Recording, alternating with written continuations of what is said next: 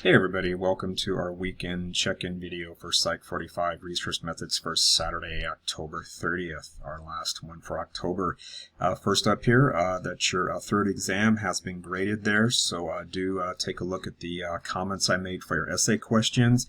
Some of you there just need to be reminded that you're putting in information that's really a bit too close to the information that's in your book there, so please make sure that you properly paraphrase and put things in your own words, else it's plagiarism, so I had to warn some of you about that, so please be careful about that. It's pretty easy to put things in your own words. And second thing here is that some of you look like you're going to outside websites to find some of the information for the essay questions, and I can kind of tell because a lot of you are putting down the same information and it's not particularly relevant to our course when you answer that way, so please stick to the information that's in your text there. You really shouldn't be hunting online for websites when you're taking an exam. I can actually see that you leave the testing page when you do that, so please be careful about that. It's just kind of disappointing, to be honest.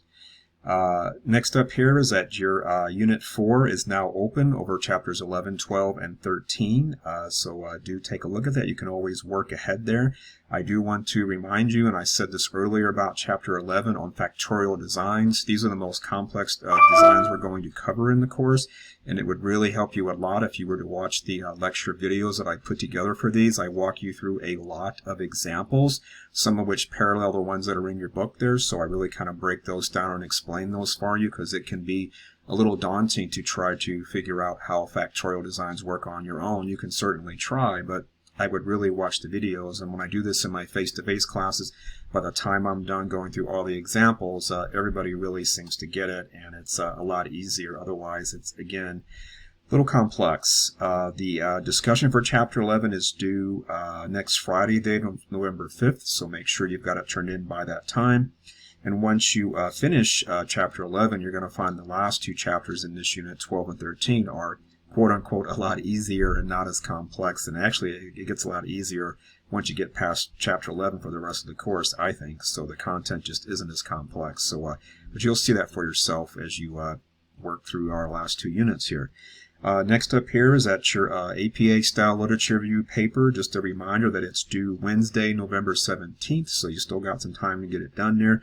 Remember, you'll find the dedicated module for the APA paper underneath Unit 5 of our course material. So scroll down past Unit 5 and you'll find it there. At the top there, you'll see some instructions there for Part 3, or Component 3 as I call it there, and do take a look at those. There's a checklist there as well. All that's underneath a simple how-to video that I post there at the top of the instructions, so do watch that video. I walk you through the instruction page there in the module, and I have screenshots, and I just kind of tell you some do's and don'ts about your paper, so please take advantage of that. And when you look at those that instruction file underneath the video there, I did put it up in two file formats, a Word file and a PDF, whichever is easier for you to open there. So do take a look at the instructions, and when you scroll down the instructions, you'll eventually find some links to different parts of your paper, the title page, the abstract page, and the a completed sample paper itself there, so you will find some links to some samples there, to that online writing lab, the OWL, or the OWL as it's known as there, so definitely take advantage of that.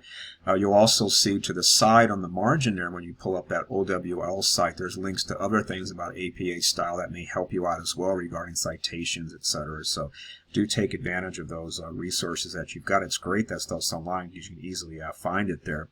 Also, don't forget, in your pocket guide to APA style, which is in the back of your print version of our textbook, and if you've got the ebook, there's a separate dedicated link there in the MindTap module on the Canvas course page, so you can take a look at it there.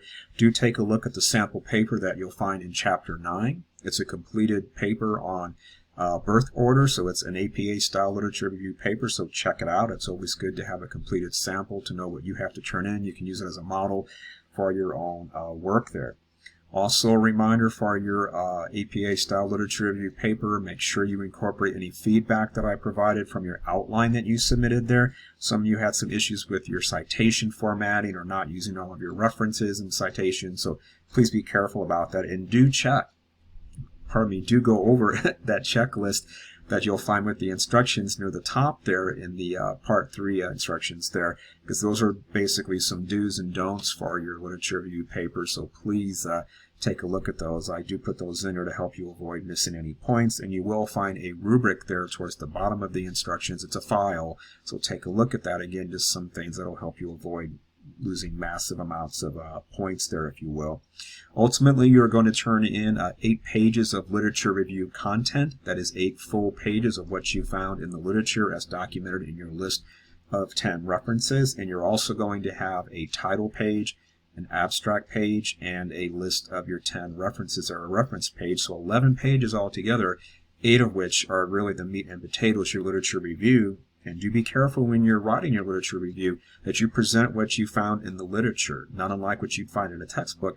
So it's not to be a presentation of your own opinions, life experiences, speculations, etc. It's okay to have just a little of that, and I want to say a little of that there for sure. But otherwise, it really has to focus on the literature, and the tone should be appropriate for a presentation of scientific findings. Again, not unlike what you would find in one of your psychology textbooks there. Don't forget, I posted an announcement about this, that there's the Reading and Writing Center over there in the library. You can meet them in person, you can meet them virtually, and they'll go over the instructions for the paper and make sure you've got everything shipshape as far as APA style. They can help you out with that. And other than that, that's pretty much everything I wanted to say this time. Don't forget, we have our live session this coming Monday at 11 a.m., so please do attend if you can. It would be great to see some of you there. Otherwise, hope you're having a great weekend. Happy Halloween and all that stuff, and be safe. And I will see you in those lecture videos, if not here again. All right, take care.